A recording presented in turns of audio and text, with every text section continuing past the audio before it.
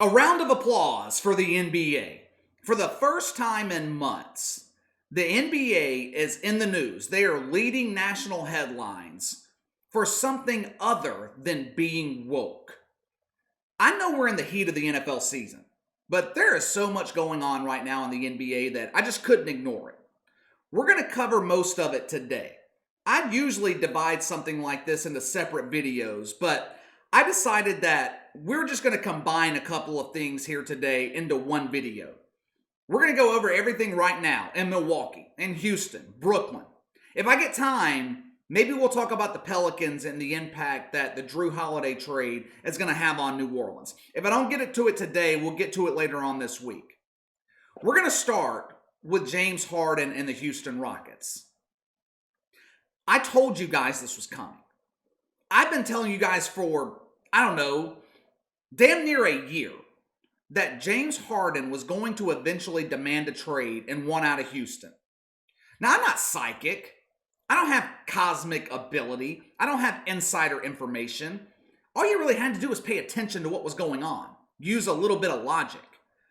James Harden has made his money in the NBA. He's received all the individual accolades, the MVP awards, all that stuff. He's already a future Hall of Famer. All that is missing on his career resume is an NBA title. And he knows he's not going to win it in Houston. You know how much James Harden doesn't care about money at this point in his career? The Rockets offered him a 2-year extension. Would have made him the first $50 million per year player in NBA history. James Harden said, no thanks. My focus right now is on getting the hell out of here, and I want to be traded to Brooklyn. Now, this comes on the heels of Russell Westbrook requesting a trade last week. Houston, we have a problem. The Rockets are staring down the barrel of a massive rebuild, and what could be a painful rebuild. The problem is, one of the many problems for the Rockets right now, is that they traded 2 first-round draft picks to get Russell Westbrook, which was a terrible trade when it went down. They traded Clint Capella to go 100% small ball. They traded Robert Covington. This is going to be a long rebuild for the Houston Rockets. If they do decide that they're going to trade James Harden, they are never going to get what he's worth in return for him. Harden didn't do him any favors by narrowing his choices to just one team, the Brooklyn Nets. So Brooklyn, they've got all the leverage. James Harden has all the leverage. But KC, he has 3 years left on his contract. The Rockets have all the leverage. That's just not how it works in the NBA. Superstar players at the level of a guy like James Harden, if they want out, I don't care if they have 10 years left on their contracts. If they want out, they are out. The contracts are meaningless. The last thing you want is a disgruntled superstar in your locker room for another 3 years. The Rockets could play hardball, hold out for the best deal, trade James Harden whenever they want. But the problem with that is, say a team like Charlotte, say they offer the Rockets the number 3 pick in this year's draft, along with some role players like PJ Washington or Miles Bridges, in return for James Harden. Now, I'm not saying that that's going to happen or is even being rumored to happen. It's just an example. If James Harden voices publicly that he doesn't want to play in Charlotte, why in the hell would the Hornets give up anything to trade for him? Why would they want a player that doesn't want to be there? It's a recipe for disaster. Like I said, James Harden has all the leverage. Now, with that being said, I understand that he wants to be in Brooklyn, but right now, the likelihood of that happening is slim to none. I mean, what can the Nets give the Rockets? Kyrie Irving? I mean, that would make sense from Brooklyn's perspective because having James Harden and Kyrie Irving on the same team, I just don't think would work. They both need the ball to be effective. The Rockets, they tried this same experiment with Russell Westbrook and James Harden this past season. Didn't work out. Why in the hell would the Rockets want Kyrie Irving, though? For one, he's a head case. The guy believes that the earth is flat and that aliens are eventually going to take over the planet. He's a weird dude. An all-world talent, but one weird dude. But second, If the Rockets obtained Kyrie Irving and maybe a guy like Karis LeVert, Spencer Dinwiddie, what does that get them? It makes them a fringe playoff team in the Western Conference. Maybe. The last thing you want to be in the NBA is mediocre. You either want to be competing for a championship or tanking to get the number one pick in the draft. You don't want to be in the middle. So even though James Harden has the leverage, unless something drastic happens and they can get other teams involved to make this deal worth it to the Rockets, it's going to be difficult for him to get to Brooklyn this season. Now let's get to Russell Westbrook. Then we'll get to what's going on with Milwaukee. There are problems when it comes to trading Russell Westbrook. I know he wants out of Houston, but they may just be stuck with each other. This might sound strange when talking about a player of Russell Westbrook's caliber, but he is untradeable. He is untradeable. His contract is an albatross. He has 3 years, over $131 million left on his deal. 3 straight first-round playoff exits before he was traded to Houston. He is an old-school point guard in a league where point guards are expected to be proficient three-point shooters. Russell Westbrook's one of the worst three-point shooting guards in the league. Shot 25% last season, 30% for his career. The Rockets have been looking for potential suitors for him since he requested a trade last week. It is crickets. A couple of teams, they've shown interest. Specifically the Clippers and the Knicks. But a team showing interest in the NBA, it means absolutely nothing. It's like the hot girl that swipes right on you on Bumble. She showed some interest, maybe even started talking to you for a second, then she moved on to someone better because you have no game. Most teams in the NBA are not looking for a starting point guard with Russell Westbrook's unique skill set. And every team is wary of his bloated contract. He is way overpaid.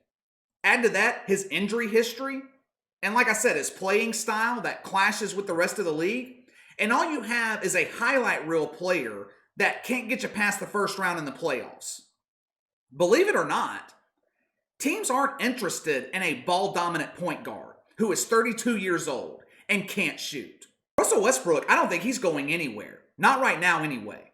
Maybe after this season, once he has only 2 years left on his contract, maybe the Rockets will be able to unload him on someone else. But I just can't see a scenario where it's going to happen right now. Now, let's get to the Milwaukee Bucks, who are clearly doing everything they can to convince Giannis that they can build a title contender around him in Milwaukee. I guess they aren't paying attention to what's going on right now in Houston. The Rockets mortgaged their future trying to keep James Harden happy. And now he wants to get the hell out of there. How's that working out for him? Now, just like with James Harden, I have been telling you guys for the better part of a year that Giannis' time in Milwaukee is coming to an end. I get blasted by people in Milwaukee or fans of the Milwaukee Bucks every time I say this, but you can't build a title contender in Milwaukee because NBA players, they don't want to live there. LeBron had the same problem in Cleveland. If LeBron James, the greatest player of this generation, if he couldn't convince free agents to come play with him in Cleveland, what the hell makes you think Giannis is going to be able to do that in Milwaukee? He has been there for 7 years. 7 years.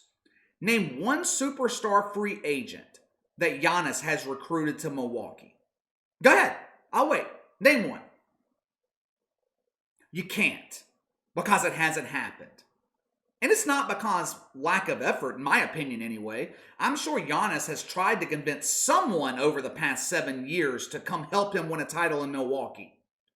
Now, why would guys like Kevin Durant or Anthony Davis want to play in Milwaukee when they can play and live in Los Angeles or New York City?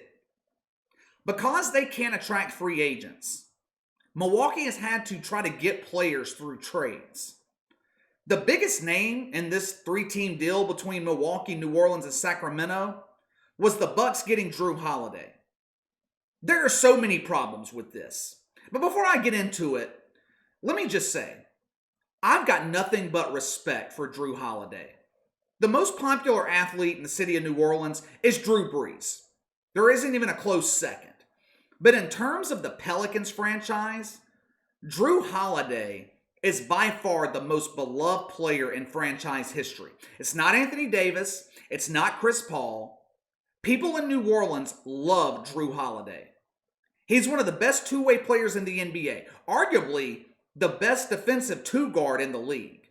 He is a lockdown defender. Just ask Dame Lillard or CJ McCollum. He can guard damn near every position on the floor. Is he an upgrade over Eric Bledsoe? Yes. Is he enough to propel the Bucks to title contention? No. Not only is he not enough to make the Bucks a title contender, I don't think he even makes them the favorites to make it out of the Eastern Conference. Jrue Holiday is not enough to convince Giannis to stay in Milwaukee. This is a risky move by the Bucks. They sent 3 first-round picks to New Orleans to get Jrue Holiday. So basically, they're giving up their future, and this is going to blow up in their face. Here's what I see happening in Milwaukee. My theory hasn't changed with Giannis. It's the same theory that I have been saying since I started this channel. It would surprise me if Giannis remained in Milwaukee past the trade deadline. The Bucks are not going to be contending for a title this season. In Milwaukee, they can't just let Giannis walk away in free agency and get nothing in return for him. They are going to be forced to trade him. They sent 3 first-rounders to New Orleans, like I said a second ago, for Jrue Holiday, who they're getting on a 1-year rental, basically, because he has a player option for 2021-2022. I don't see him exercising that option to stay in Milwaukee while they rebuild, especially if Giannis is gone.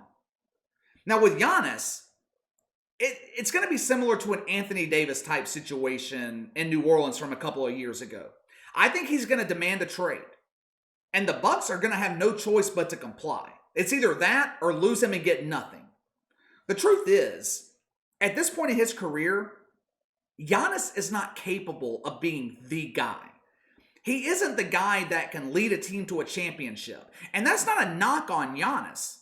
But he hasn't played alongside any veterans that could show him what it takes to win in the playoffs. Giannis needs to be led.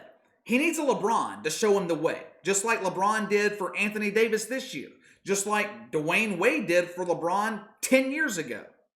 This is a bad move, in my opinion, for Milwaukee. This time next year, we're going to be talking about Giannis playing elsewhere, Jrue Holiday opting out of his contract, and the Bucks in a full-blown rebuild, and back to irrelevancy for the next decade.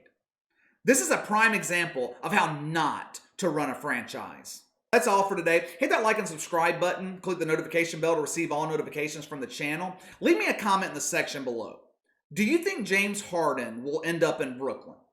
Will they be able to trade Russell Westbrook? And also, let me know your thoughts on Giannis and the Bucks. Will Jrue Holiday be enough to keep Giannis in Milwaukee?